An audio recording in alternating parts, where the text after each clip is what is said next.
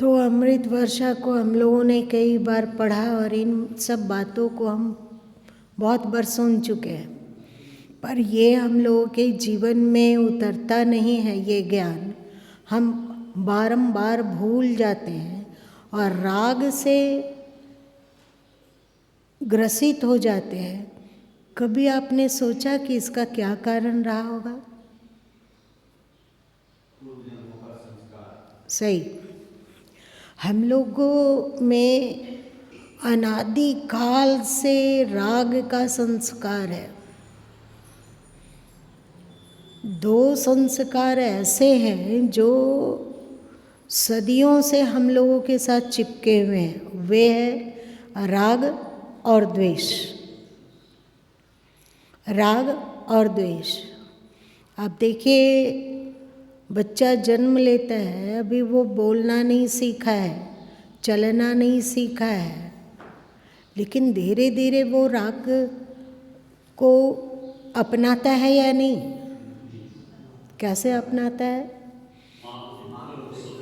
थोड़ा ही में उसे वो थोड़ा दिन चेहरा देखते देखते पहचान लेता है कि ये मेरी माँ है और ये हमारी भूख को निवृत्त करती है। हमें भूख लगती है, परेशानी होती है, तो माँ उस भूख से हमें बचा लेती है, हमें दूध देती है पीने के लिए। जब हम रोते हैं तो गोद में उठाती है, तो पहचानने लग जाता है बच्चा। तो बच्चे को अपनी माँ में राग होता है कि नहीं? होता है ना।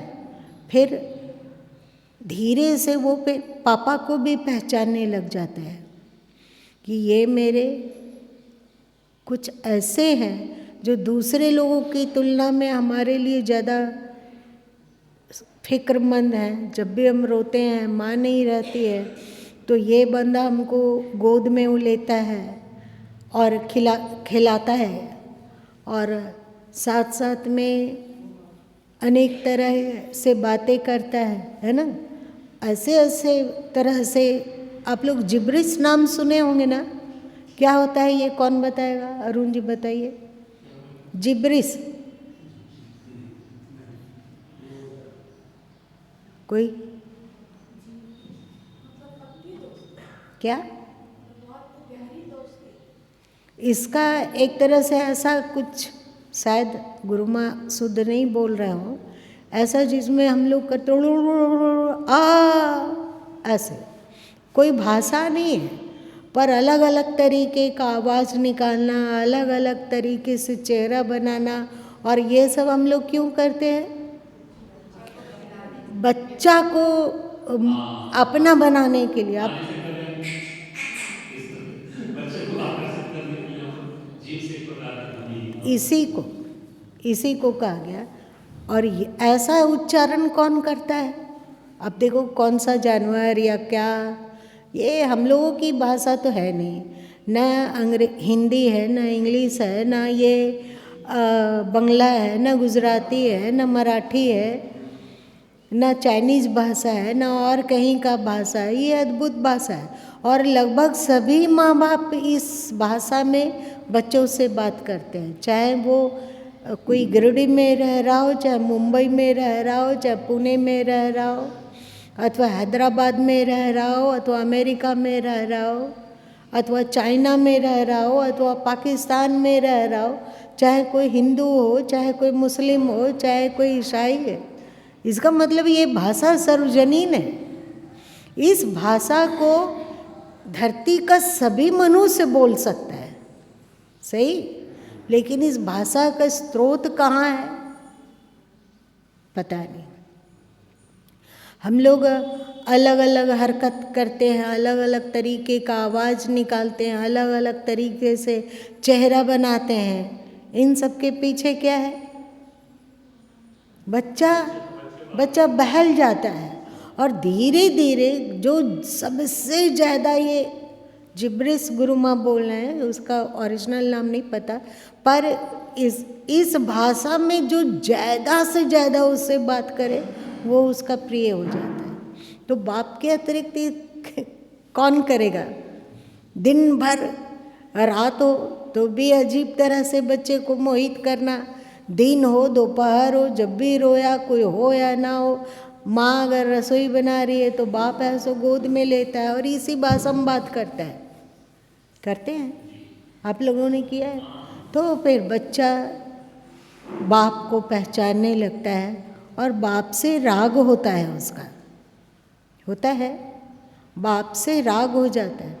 और जो इस भाषा में ज़्यादा बच्चे से बात करता है, चाहे वो कोई भी हो, दादी हो, नानी हो, फूआ हो, मामा जी हो या और कोई भी हो, नौकर हो या फिर आप बच्चे को पालन करने वाली दाई वगैरह है, यदि बच्चे के साथ इस भाषा में ज़्यादा बात करे तो बच्चा उसे अपना समझने लगता है कि नहीं?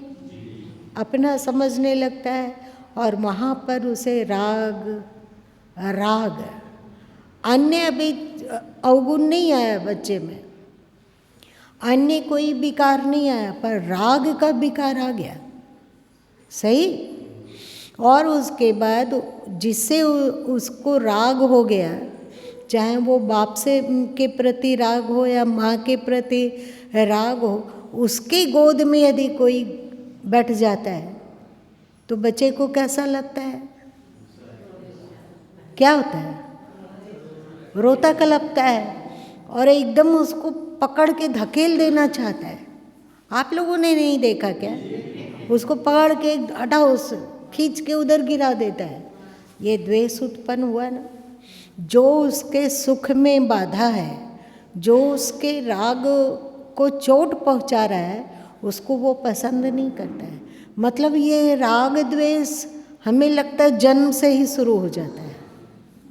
बच्चा जन्म लिया और राग और द्वेष शुरू। बताओ ये राग द्वेष कहाँ से आ रहा है उसके दिमाग में? विगत जन्म जो बीत चुका है, भूतपूर्व जन्म, इतना ज़्यादा वो जन्म लिया है और हर बार वो राग और द्वेष से भरा रहा है, तो अंतिम श्वास तक उसके भीतर राग और द्वेष बना हुआ रहता है या नहीं? आप लोग अपना जीवन को देखिए, आप सीनियर सिटीजन तो यहाँ पर बहुत लोग हैं या नहीं?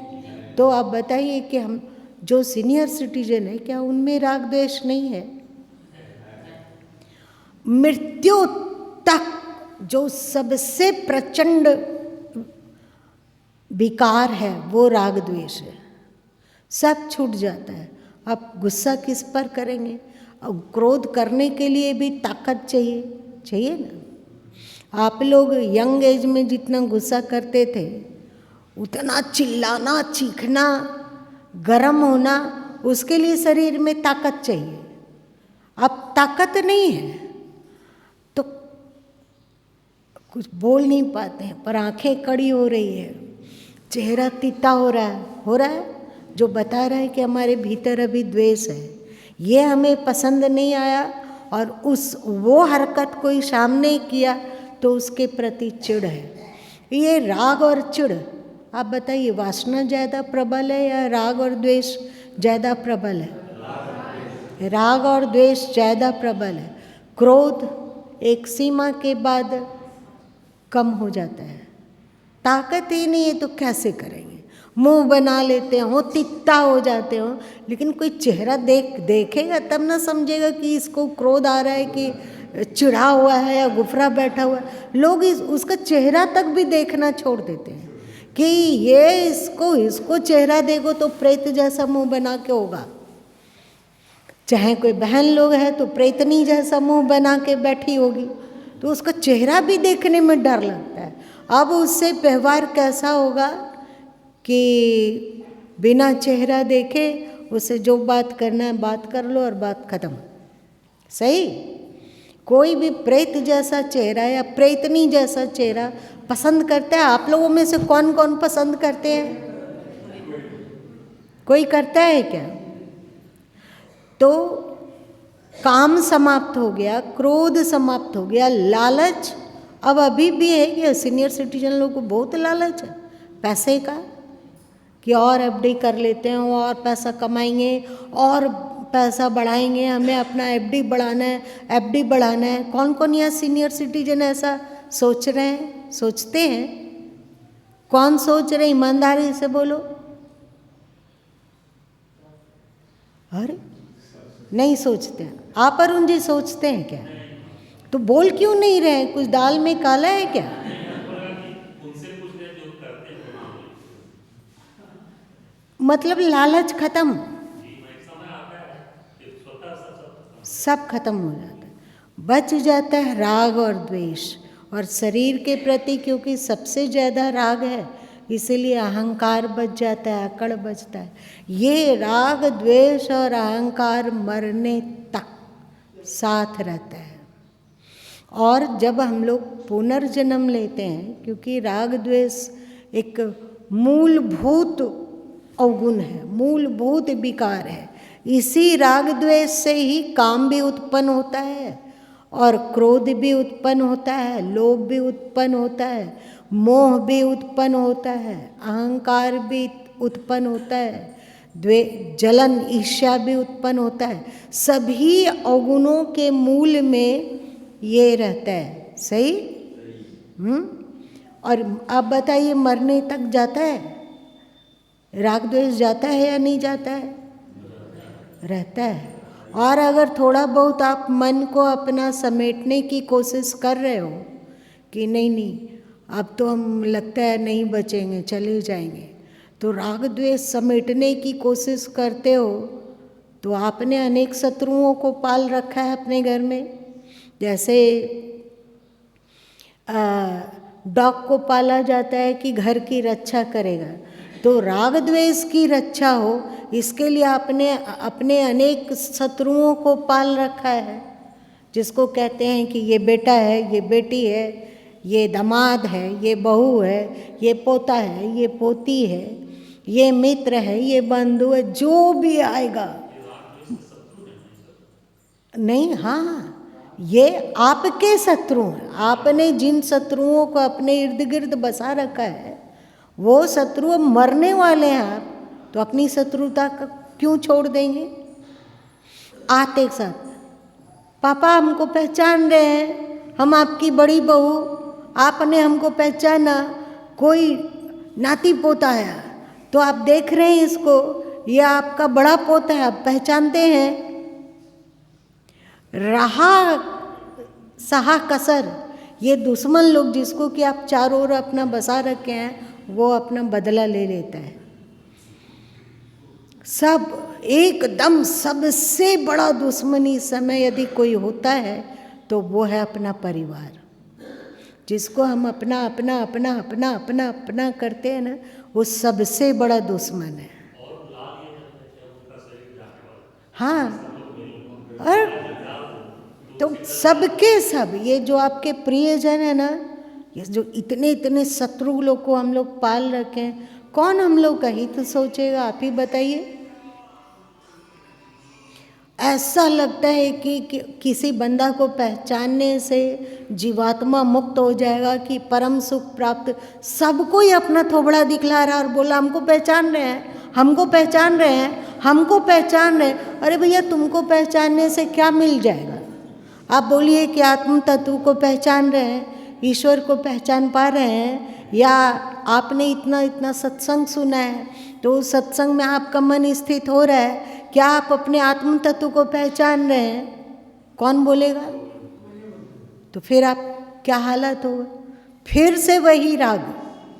अब मर रहे हैं, अब दुनिया छोड़ के जाने वाले हैं, और सब कोई चिल्ला रहे, बाबूजी, चाहे पापा, चाहे माँ, सबको झकझोर के चिल्ला रहा। हालत बेचारे की पहले ही खराब थी, बच्चा कुछ जो हालत था वो सब के सब ये दुश्मन लोग निकाल लेते हैं, अंत तक ये दुश्मनी निभाते हैं।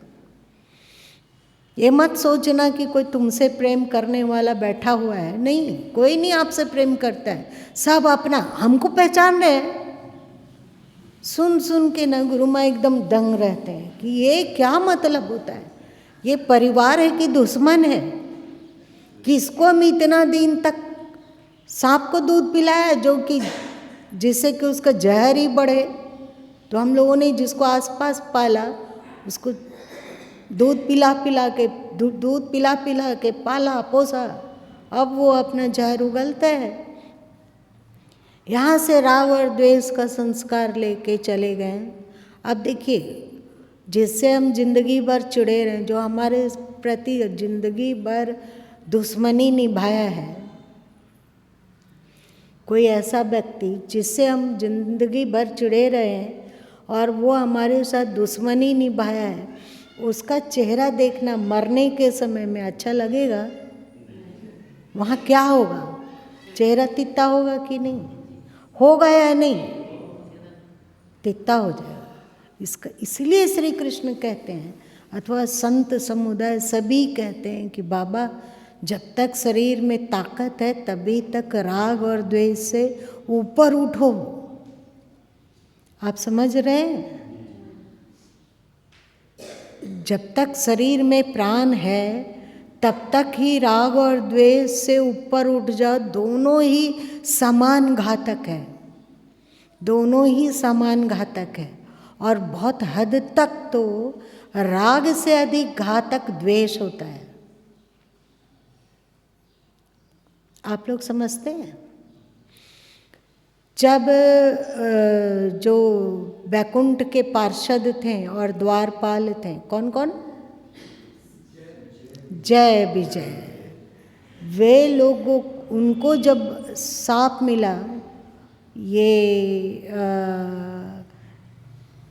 सनक सनंदन इत्यादि ने साप दिया कि तू असुर जैसा करता है, जा असुर बन जाए। उसके बाद जय विजय दोनों रोने कलपने लग गए। तो फिर सनक सनंदन जी को थोड़ी दया आई। उसने कहा कि ठीक है, तुम जाओ धरती पे, तुम्हारा उद्धार प्रभु जन्म लेकर करेंगे। तो वे लोग कंस बने, वे रावण बने। क्यों? क्यों?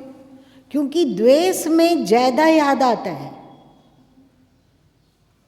सही है गलत? देख लो, अभी जिसके प्रति आपको राग है वो तो हो सकता है कि मृत्यु काल में आप थोड़ा सा उसको इग्नोर कर दें, पर जिससे चिढ़ है उसको इग्नोर कर पाना आसान नहीं है।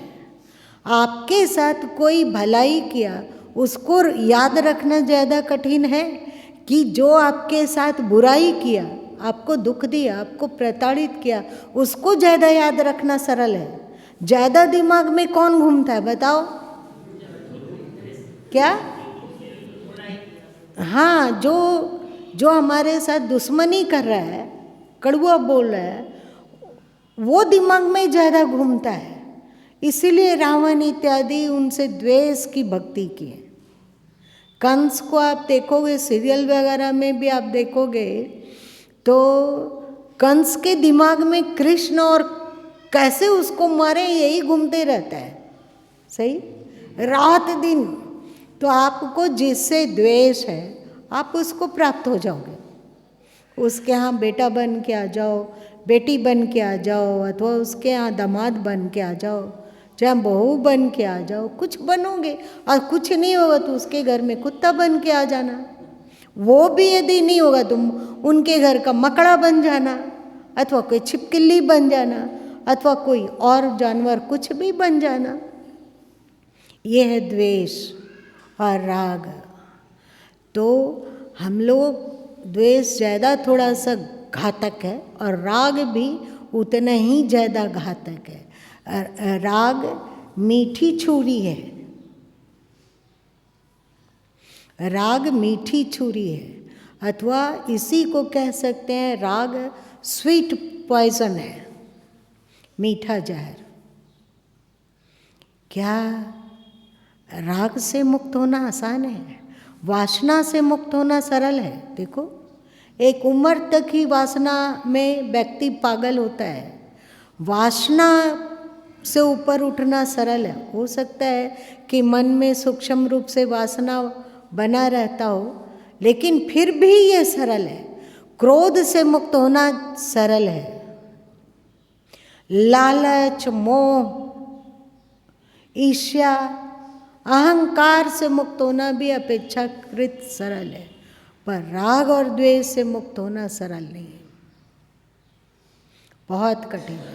और हम लोग राग द्वेष को अपने साथ ले के जाते हैं। तो अभी हमने कहा कि बच्चा जन्म लिया, 2 दिन 3 दिन होते होते वो अपना राग का निर्माण में जुट जाता है। 2-3 दिन का बच्चा, आप लोग को क्या लगता है? आप लोग माँ बाप हो, आप लोग देखे हो इस चीज़ को। गुरु माँ तो आप लोगों को देखकर सीखे हैं। आप लोग बोलो, उनका नवजात शिशु का राग बनना 2-3 दिन से आरंभ नहीं हो जाता है? हो जाता है ना, पैदा होते के साथ। चलो, पैदा होते के साथ कहाँ से ये राग द्वेष का फोर्स आ रहा है? वो जन्म जन्मांतर से राग द्वेष को कमा रहा है और कमा रहा है और कमा रहा है।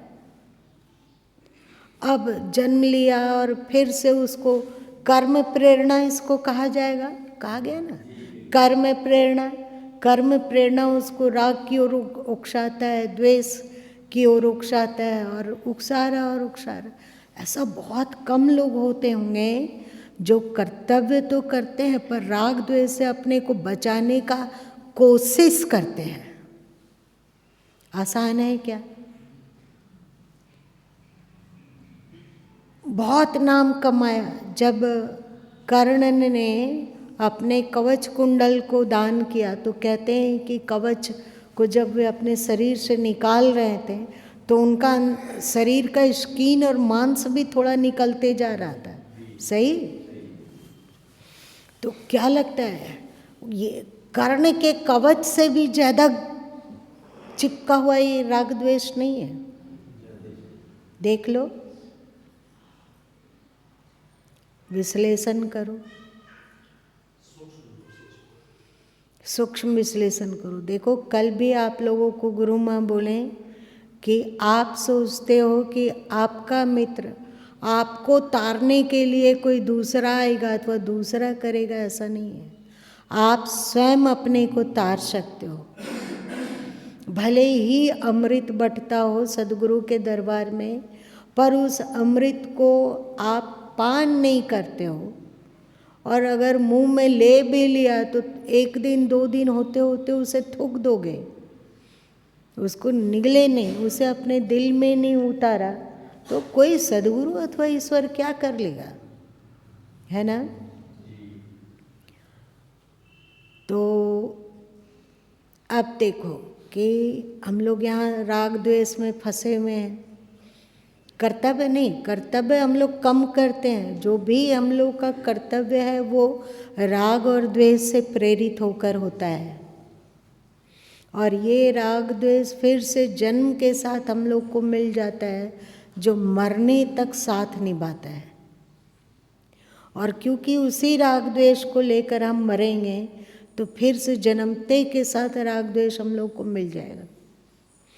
इस राग द्वेष की चक्की में सदियों से हम लोग पीस रहे हैं, और राग द्वेष का त्याग सर्वाधिक कठिन त्याग है।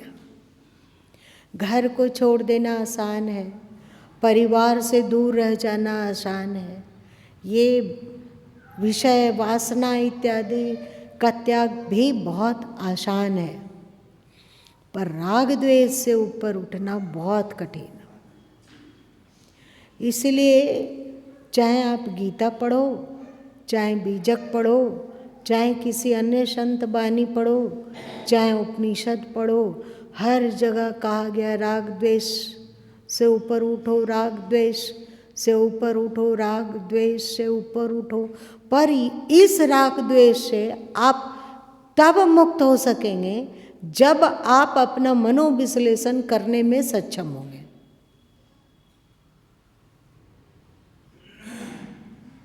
अभी पूछा जाए आप लोगों से, एक एक व्यक्ति से पूछा जाए कि बताओ तुम्हारे में राग है क्या, तो तुम बोलोगे कि नहीं, अब वैसा राग नहीं रह गया है।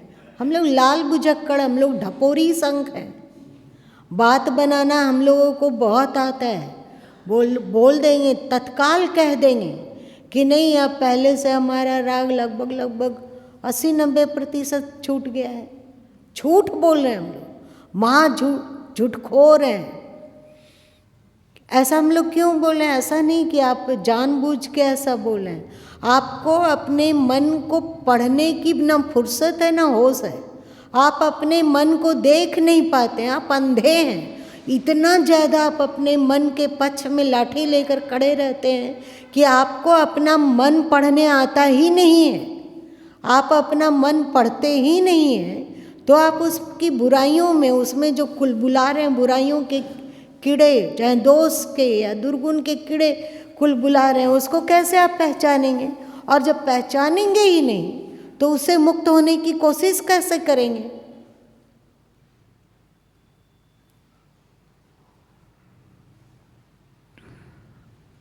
और यहाँ सदगुरु कबीर साहब कह रहे हैं, अब हम जानिया हो हरी बाजी का खेल। हम लोग भी उनकी बानी में बानी मिला के बोल सकते हैं, पर हम लोग को खेल फेल कुछ नहीं जाना, हम लोग कुछ नहीं जानते हैं। हम लोग गुलाम हैं अपने मन के और सोच के और अपने विचारों के, अपने दुर्गुणों को। हम लोगों को वो दुर्गुण आभूषण की तरह लगता है, वो दुर्गुण बड़ा प्रिय लगता है। ना हम उसके विरुद्ध में किसी से सुनने को इच्छुक हैं। यदि बोला जाए कि राम लगन भाई आप बहुत गड़बड़ करते हैं, आप इतने मोह में क्यों मोहित हैं, अपने सफ़ेद बाल को क्यों नहीं देख रहे हैं, ये क्यों नहीं जान रहे हैं कि अब हम लोगों का टिकट कट चुका है, कभी भी यहाँ से निकल सकते हैं, आप इतने मोह में मोहित क्यों रहते हैं? तो वे तैयार रहेंगे, ना पहले से बहुत मोह कम हो गया है, पहले से मोह बहुत कम हुआ है, बहुत कम, अब वैसा नहीं है। लेकिन जब हम लोग गहराई से विश्लेषण करेंगे तो पता चलेगा कि हम लोग झूठ बोल रहे हैं। लेकिन मन का विश्लेषण करता कौन है? यहाँ कौन कौन मन का विश्लेषण कर पा रहा है? जरा बोलो, हाथ उठाओ। अगर हाथ उठाए तुम लोग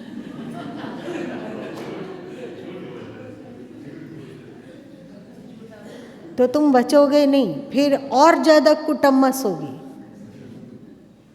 और ज़्यादा कुटम्मस होगी। और तुम्हारा ही हरकत जो भी गुरु माँ के सामने आप लोगों का आता होगा, इतना ही सही, उतना ही काफ़ी है। जैसे इतना बड़ा हांडा में चावल बन रहा हो तो एक चावल टटोल के बहन लोग अथवा जो बनाने वाले वो जान लेते हैं कि पूरा चावल सिद्ध हुआ है कि नहीं, कि उसको सब चावल टटोलना पड़ता है, एक चावल टटोलना पड़ता है।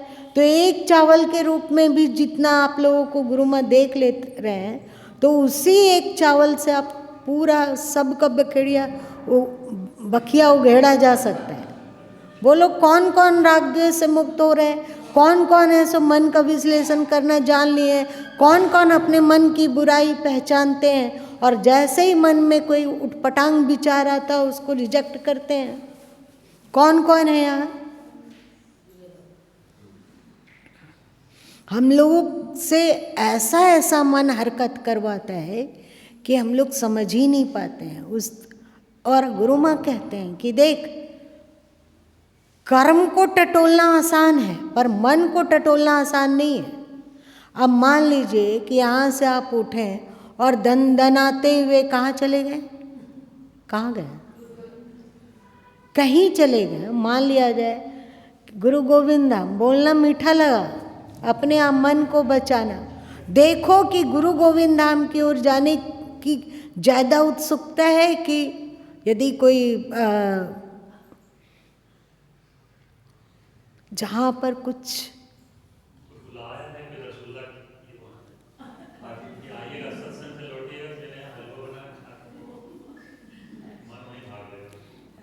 आपकी क्रिया क्या होती है, उस क्रिया में मत रीझो और सोचो कि इस क्रिया का प्रेरक तत्व कहाँ है। बार बार गुरु माँ अलग अलग भाषा में बोलते हैं कि आपसे जो भी हो रहा हो, जो भी क्रिया हो रही हो, शरीर से क्रिया हो रही हो, वाणी से क्रिया हो रही हो, विचार से क्रिया हो रही हो, उसको सूक्ष्मता पूर्वक निरीक्षण करो और देखो कि इस क्रिया का प्रेरक कौन है। कहीं वो राग और द्वेष तो नहीं है। एक और रहस्य की बात बताते हैं, समय मेरा ज़्यादा हो रहा है, लेकिन फिर नहीं बताएंगे तो दूसरा दिन हो सकता है कि बताना भूल जाएं। एक और बताते हैं कि अपने विगत जन्मों को जानना एक साधन है। अब मान लिया जाए कि किसी को बहुत गुस्सा आता है, अथवा मान लो कि कोई खाने पीने का बहुत लालची है, मान लो और वो चाहता है कि खाने पीने के लालच से ऊपर उठे, अथवा वो चाहता है कि तो खाने पीने का लालच, अथवा बहुत गुस्सा है, अथवा किसी के हमेशा पेट में दर्द होता रहता है, इलाज करवा रहा है पर इलाज ठीक होता नहीं है, तो एक साधन है, विशेष साधन, जिसमें व्यक्ति अपने विगत जन्मों में डूबता है और ढूंढता है कि क्रोध का असली प्रेरक तत्व कहाँ है। देखो, एक ये सूक्ष्म बात है कि क्रोध का जो असली प्रेरक तत्व है वो कहाँ है। इतना ज़्यादा गुस्सा क्यों आता है? हम चाहते हैं कि क्रोध को कम करें पर नहीं कर पा रहे हैं। क्या हमारे किसी विगत जन्म में उसका मूल वहाँ एक कोई संजीवनी के साथ तो क्रोध का संस्कार नहीं रख दिया गया, जो कि हमें हमेशा क्रोध वहाँ से आ रहा है, क्रोध का फोर्स, और हम क्रोध कर रहे हैं।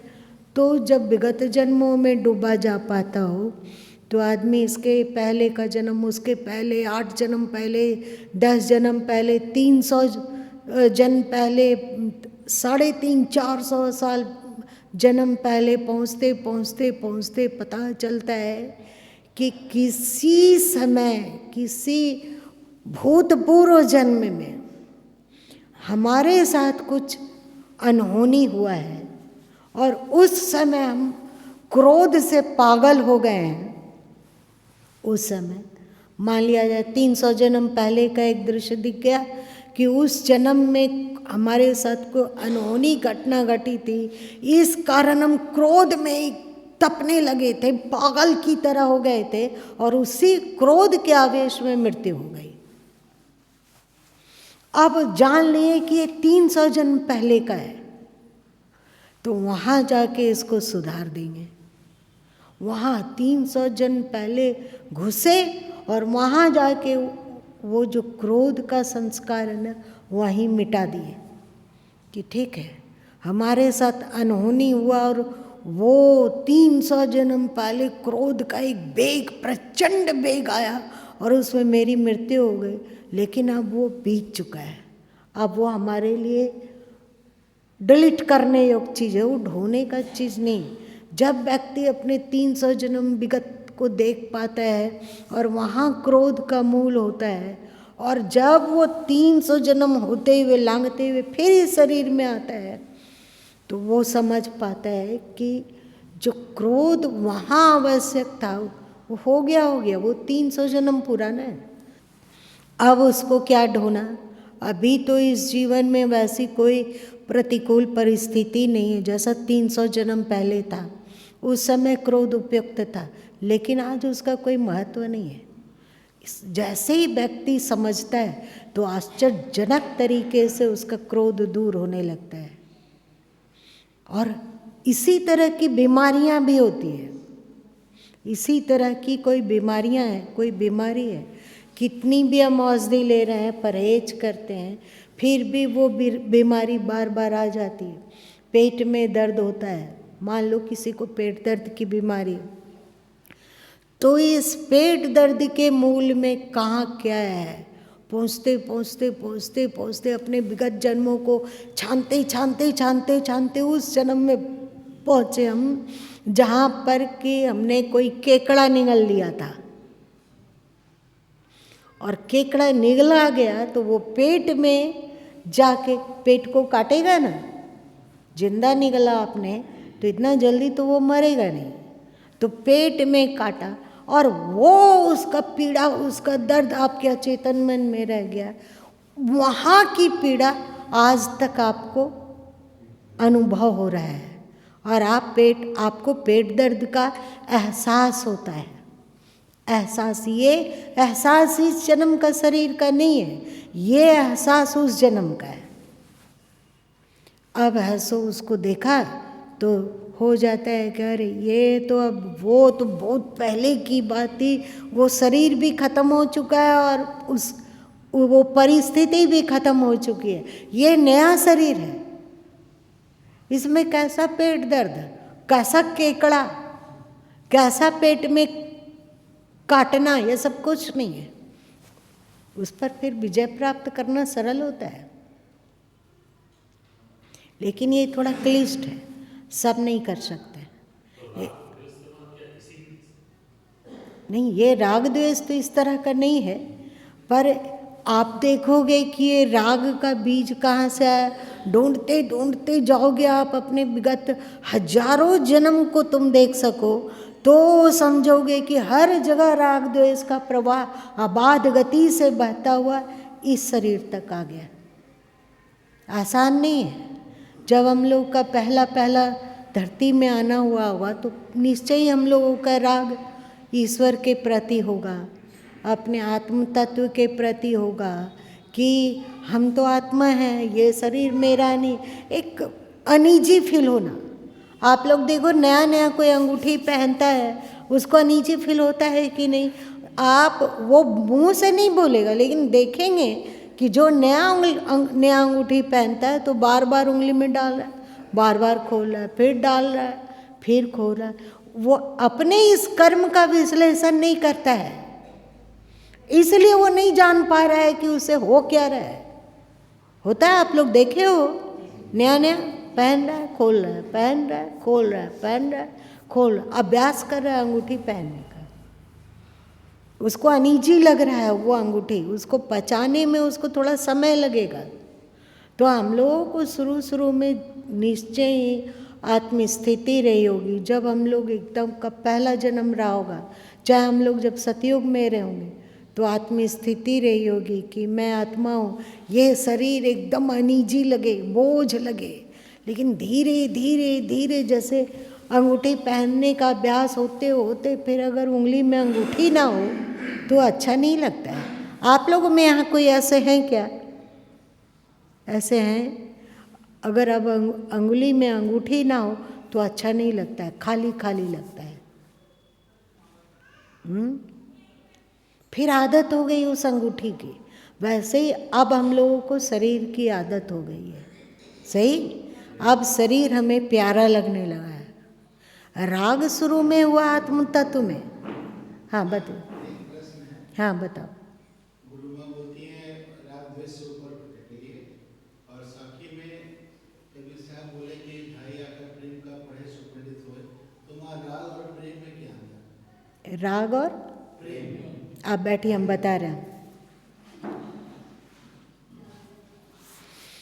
आप लोग कभी चोंगा बजते हुए देखे हैं?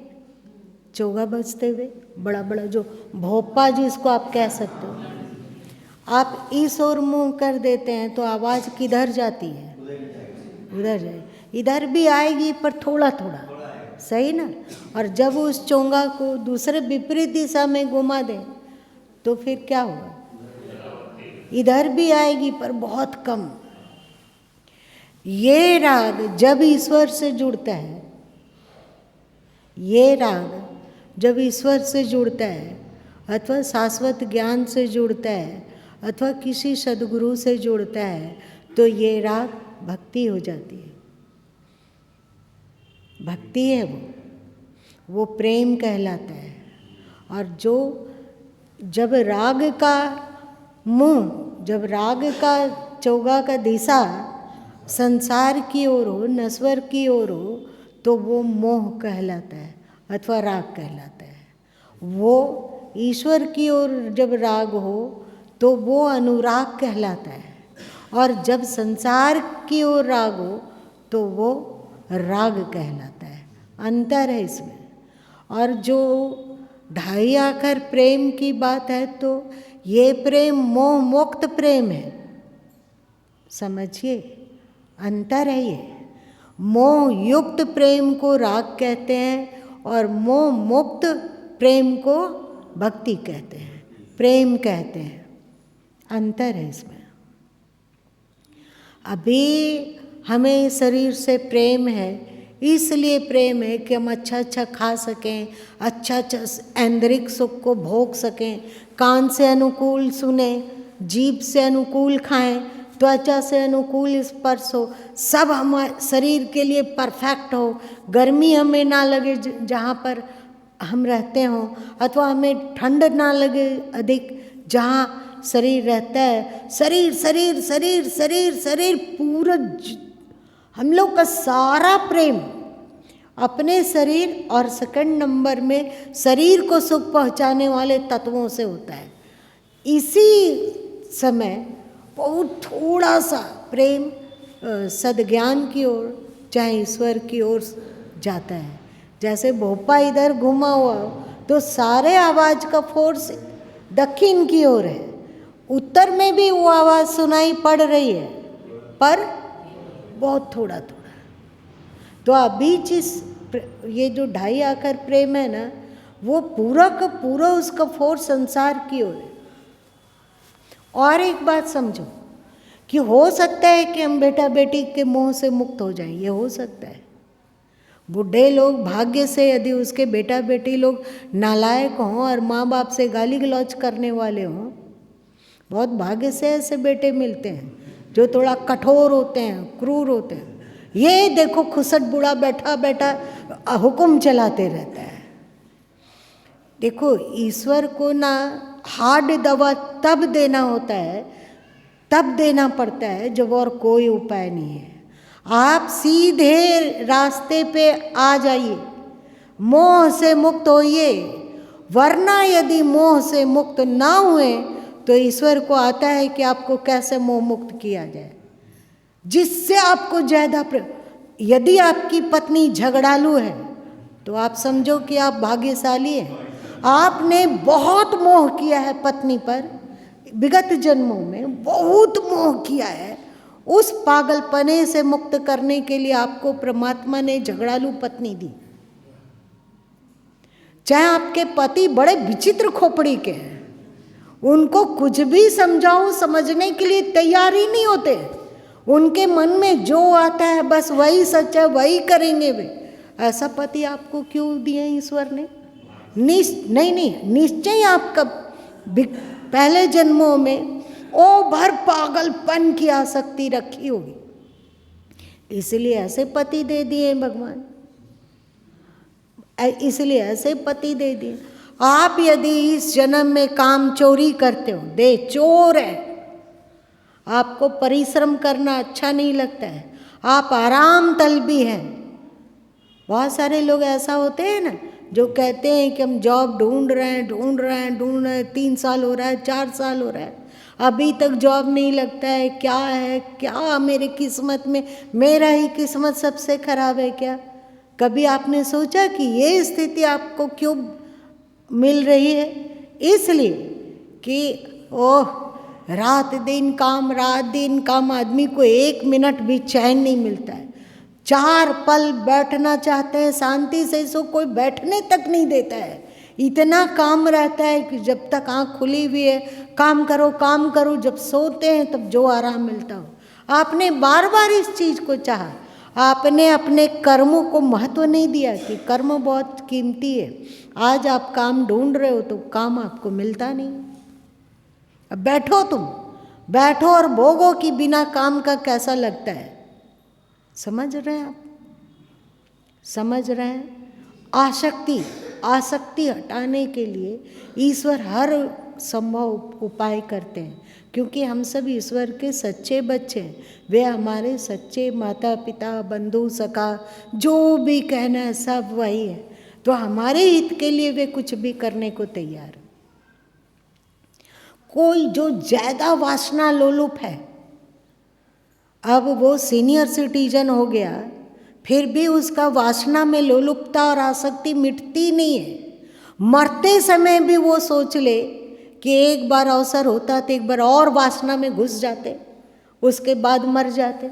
ऐसे लोगों को ईश्वर बनाते हैं नपुंसक, समझे? जिससे कि आपकी वासना इससे ऊपर उठे, आपका मन इससे ऊपर उठे।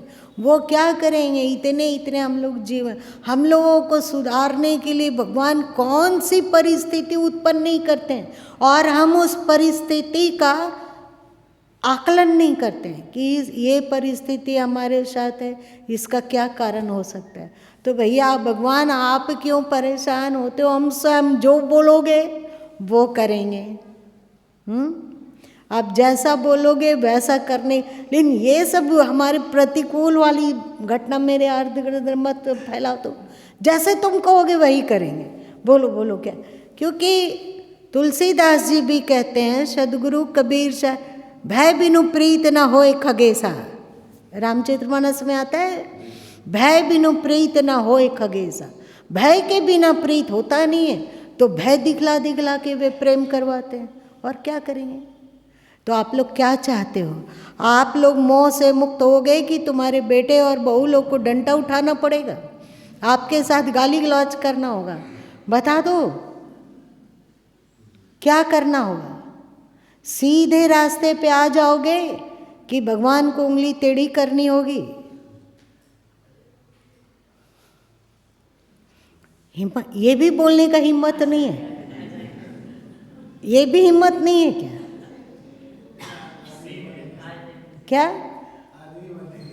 हाँ, सीधे रास्ते पे आ जाओ, वरना सीधा रास्ता पर वो लाएगा, वो मुश्किल है।